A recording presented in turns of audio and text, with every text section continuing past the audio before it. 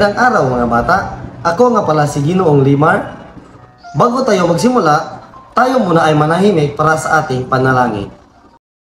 Dear higher power, bless our students with wisdom to understand, courage to learn, and kindness to support one another on their educational journey. Guide them through challenges and inspire them to embrace knowledge with open hearts and minds. Amen.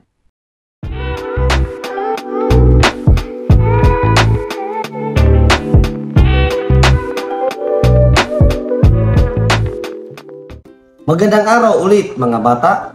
Bago tayo magsimula sa ating aktibidad, meron muna akong ibabahagi na paalala. Una, maging komportable ka. Pangalawa, linisin ang paligid mo. Pangatlo, makinig ng mabuti. At pang-apat, mag-focus at mag-enjoy. Ngayon ay maglaro tayo ng guessing game. Meron akong mga larawan na ipapakita at hulaan nyo kung sino ito. Sino ito?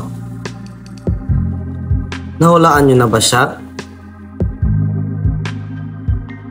Siya ba si Ferdinand Marcos, Ramon Magsaysay, o Carlos Garcia? Tama kayo. Siya si Ramon Magsaysay. Sino naman ito? Nahulaan niyo na ba siya? Siya ba si Carlos Garcia, Ferdinand Marcos, o si Elpidio Quirino? Tama kayo. Siya si Elpidio Quirino. At sino naman ito? Nahulaan niyo na ba? Siya ba si Carlos Garcia, Ferdinand Marcos, o si Diosdado Macapagal? Magaling! Tama kayo! Siya si Diosdado Macapagal. Sino siya? Nahulaan niyo na ba? Siya ba si Ferdinand Marcos, Manuel Rojas, o Benigno Aquino III? Magaling! Tama kayo! Siya si Ferdinand Marcos. Panghuli, sino siya? Nahulaan niyo na ba? Siya ba si Joseph Estrada, Rodrigo Duterte, o Manuel Rojas? Tama kayo! Siya si Manuel Rojas.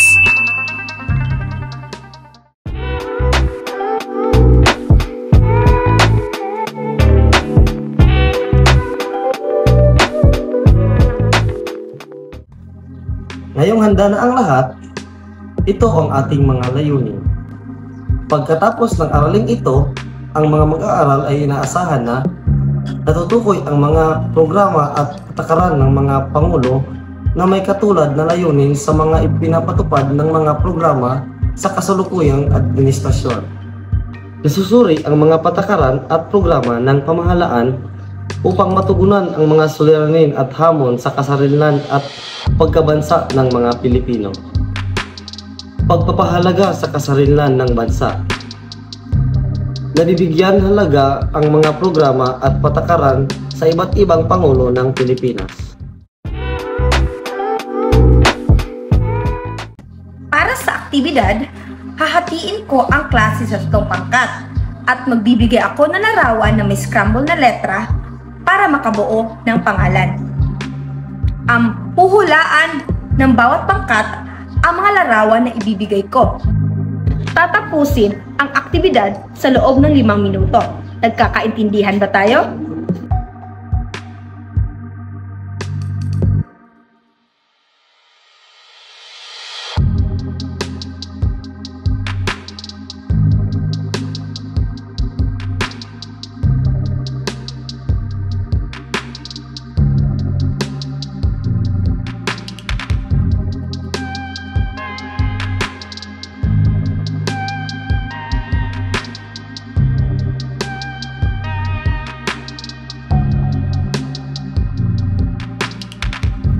Ngayon, tapos na ang 5 minuto, alamin natin ang mga kasagutan. Sa unang larawan, ito ay si... Tama! Si Manuel A. Rojas. Sa pangalawang larawan, ito ay si... Tama! Si Elpidio R. Quirino.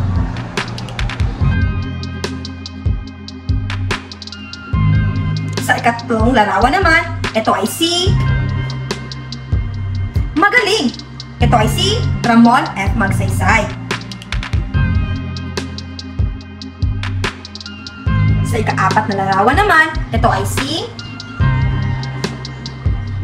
Mahusay! Si Carlos P. Garcia.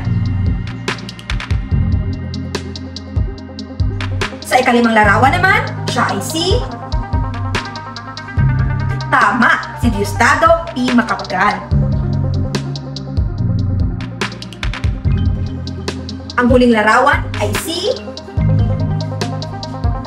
Mahusay! Si Ferdinand E. Marcos Sr. Ano ang napansin nyo sa larawan na ipinapakita ko sa inyo? May idea ba kayo kung ano ito? Tama! Ito ay ang mga pangulo mula sa 1,946 hanggang 1,972.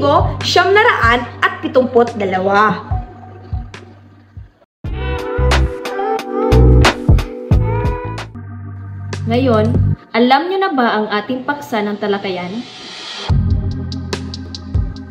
Sa araling ito ay iyong matutunghayan ang iba't ibang programa at patakaran ng mga pangulo sa mga suliranin ng bansa sa ikatlong Republika ng Pilipinas. Kabilang sa mga pangulong tatalakayin ay sina Pangulong Manuel A. Rojas, Elpidio R. Quirino, Ramon F. Magsaysay, Carlos P. Garcia, Diosdado P. Macapagal at Ferdinand E. Marcos Sr. Nakamit ng Pilipinas ang kalayaan mula sa Amerika noong ika-4 ng Hunyo taong 1946. Ito ang nagpasimula ng ikatlong republika na nagtagal hanggang 1972.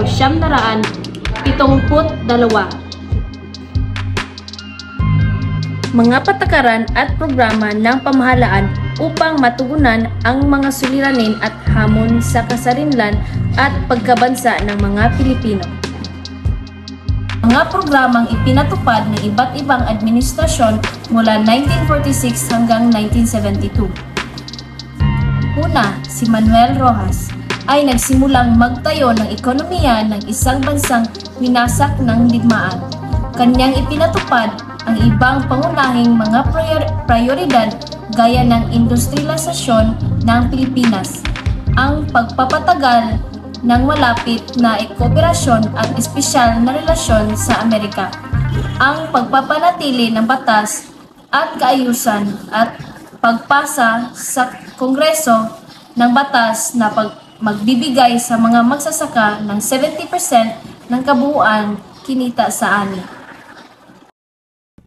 Mga programang ipinatupad sa pamumuno ni Manuel A. Rojas noong 1946 hanggang 1948. Sa ilalim ng kanyang pamumuno, kanyang ipinatupad ang mga sumusunod. Una, rehabilitasyon o muling pagsasaayos ng bansa mula sa pagkakabagsak nito dulot ng digmaan. Pangalawa, pagsasaayos ng elektrisidad. Pangatlo, pagsasanay sa mga gawaing bukasyonal. Pang-apat, pagtatatag ng mga kaluwagan sa pagpautang. Ikalima, panghihikayat sa mga kapitalista o negosyanteng dayuhan gaya ng mga Amerikano na mamumuhunan sa Pilipinas. Ika-anim, pagsisiyasat sa mga likas na yaman ng bansa na humahantong sa pagmumungkahi na magkaroon ng sariling industriya ang bansa upang mapakinabangan ang mga likas na yaman na ito. Ikapito, pagtatag ng mga samahan na magpapautang at mangangalaga sa kapakanan ng mga magsasaka tulad ng NARIC o National Rice and Corn Corporation o NACOCO, National Coconut Corporation. Ang pangalawang pangulo naman ay si Elpidio Quirino, 1948 hanggang 1953. Sa kaniyang administrasyon, pinagtuunan niya ng pansin ang pagpapaunlad ng ekonomiya sa pamamagitan ng industrialisasyon upang maisaulong ng lubos ang kaniyang programa hinggil sa pagpapataas ng antas ng buhay ng mga Pilipino ay ipinapatupad niya ang mga sumusunod. Mga programang ipinatupad ni Elpidio Quirino mula 1948 hanggang 1953. Una, pagpapaunlad ng sistema ng patubig o irigasyon sa buong bansa ng kailangan sa pagsasaka. Pangalawa, pagsasaayos at pagpapagawa ng mga lansangan o kalsada upang mapabilis ang kalakaran ng transportasyon, partikular na ang farm-to-market roads. Pangatlo, pagsasagawa ng lingguhang pag-uulat sa taong bayan sa pamamagitan ng radyo at pahayagan ukol sa mga gawain ng kanyang administrasyon. Pang-apat, pagtatatag ng President's Action Committee on Social Amelioration o PAKSA upang matulungan ang mga mahihirap na Pilipino. Panglima, pagpapatayo ng mga bangko rural na magpapautang ng kapital sa mga magsasaka. Ika-6, pagtatatag ng Bangko Sentral ng Pilipinas. Ika-7, pagpapalabas ng Magna Carta of Labor at Minimum Wage Law upang mapabuti ang kalagayan ng mga manggagawang Pilipino. At ika-8, pagsisiyasat sa mga likas na yaman upang maiangat ang bansa. Ang ikatlong pangulo naman ay si Ramon F. Magsaysay mula 1953 hanggang 1957. Sa kanyang pamumuno, iniligtas niya ang demokrasya sa Pilipinas kaya siya tinatawag na tagapagligtas ng demokrasya. Tinawag din siyang kampyon ng masang Pilipino dahil sa kanyang taglay na katangian bilang isang mabuting leader o pinuno ng bansa na hinahangaan ng mga Pilipino mula sa kanya. Mga programang ipinatupad ni Ramon F. Magsaysay. Bilang isang pangulo, may mga programa siyang inilunsad sa bansa gaya ng mga sumusunod. Una, pagpapatibay ng land tenure reform law kung saan sa pamagitan nito ay itinadhana ang paghahati-hati ng malalaking hasyenda o lupain bibilhin ng pamahalaan upang maipamahagi ng hulugan sa mga magsasaka o kasama nito. Pangalawa, pagpapatayo ng mga poso, artisano at patubig upang mabilis ang pag-unlad ng mga baryo. Pangatlo, pagpapagawa ng mga daan at mga tulay upang mailapit ang baryo sa mga poblasyon o kabayanan. Pang-apat, paglulungsod ng pananaliksik ukol sa pakabagong sistema ng pagsasaka at bagong uri ng binhi tulad ng masagana. Panglima, pagpapatayo ng Farmers Cooperative Marketing Association o FACOMA, kung saan ang mga kasapi nito ay makakautang sa Agricultural Credit and Cooperative Financing Corporation o ACCFA upang makabili ng kanilang sariling kalabaw sa pagsasaka at iba pang kagamitan. Pang-anim, pag-oorganisa ng mga kapulungan, pambaryo, ng mga sanggunian sa pagsaka at mga samahang 4-H na may kinalaman sa paghahalaman. Pangpito, pagbabago ng estabiliya sa suliranin sa mga hukbalahap. Ikawalo, paglalapit ng pamahalaan sa masa. Pangsiyam, pagpaparamdam ng katapatan sa mga tao lalo na sa mga nayon o sa malalayong lugar. Ang ikaapat na Pangulo na namuno mula 1957 hanggang 1961. Noong Marso 1957, si Garcia ay naging presidente matapos pumanaw si Magsaysay sa isang aksidente sa eroplano.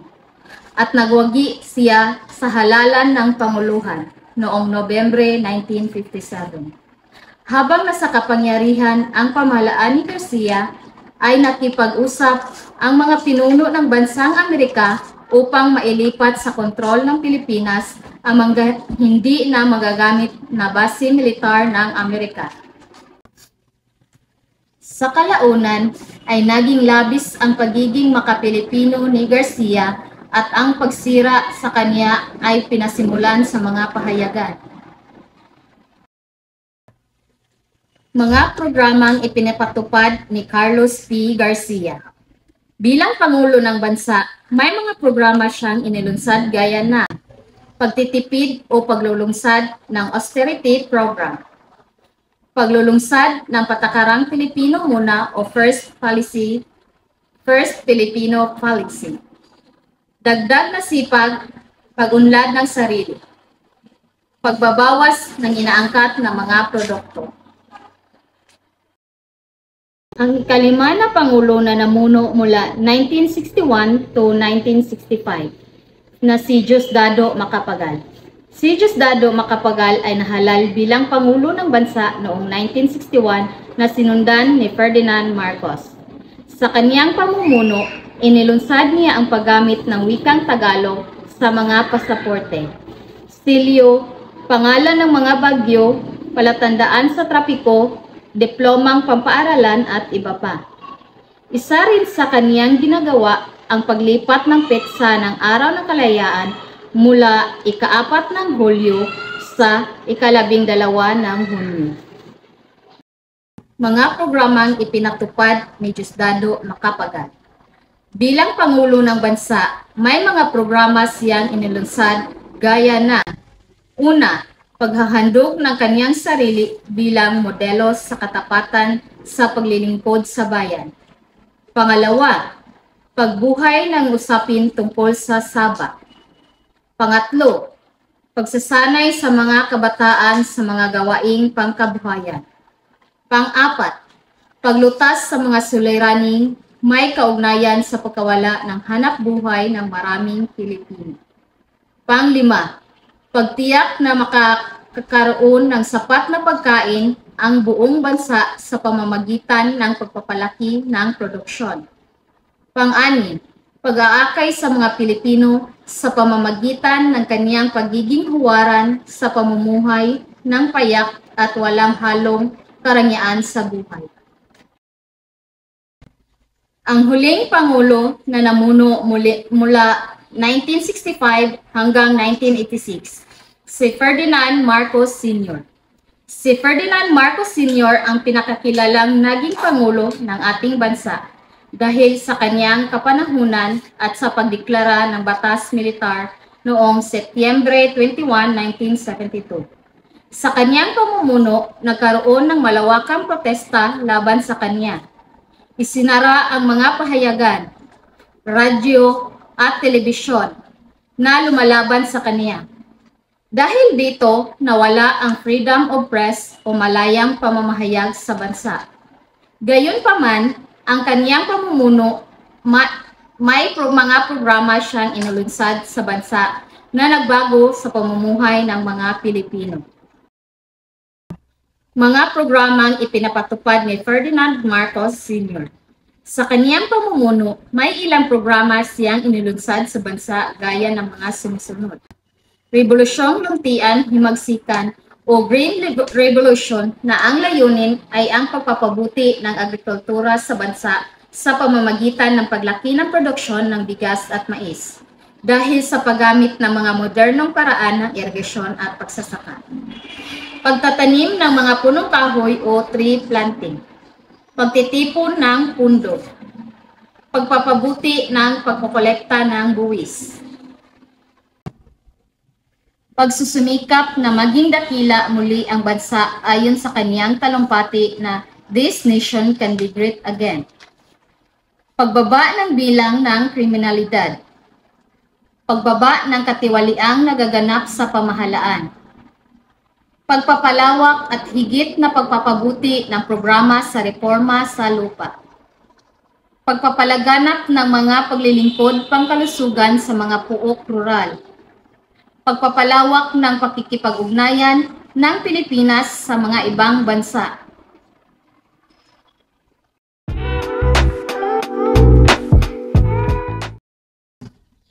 Hahatiin ko sa dalawang pangkat ang gawain.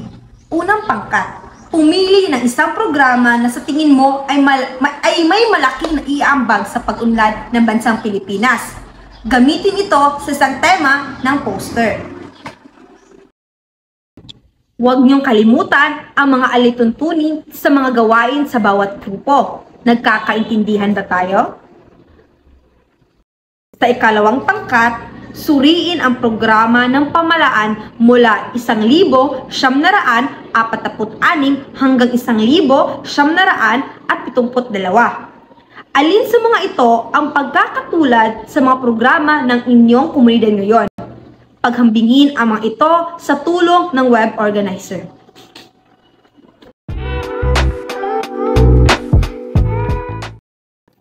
Para masukat natin ang inyong kaalaman, sagutan ang mga tanong. Panoto. Basahin ang mga patakaran at programa ng pamalaan.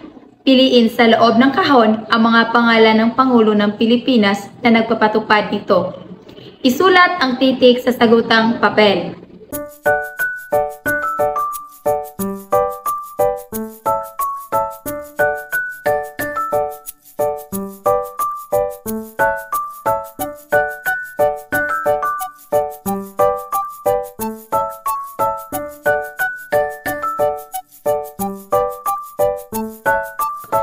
Tapos na ba ang lahat?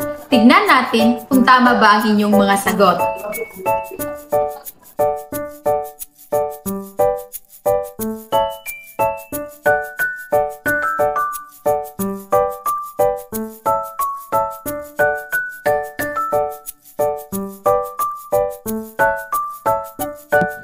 Para sa inyong takdang aralin, alamin ang mga programa at patakaran o ordinansa sa inyong sariling barangay o pamayanan. Magbigay ng 5 halimbawa at isulat ito sa inyong kwaderno. Ating balikan ang mga paksang ating pinag-aralan. Lahat ng Pangulo ay may mabuting nagawa sa bansa.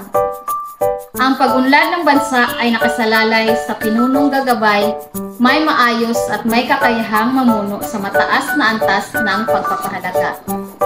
Mapapalahagahan natin ang kanilang mga programa kung ating susundin, susuportahan at tutulungan upang maisakatuparan ang mga programang ito na ikabubuti ng pamumuhay ng mga Pilipino. Sana may natutunan kayo sa ating leksyon at maisapuso ninyo ang kahalagahan na nagawa ng bawat Pangulo sa ating bansa. Maraming salamat!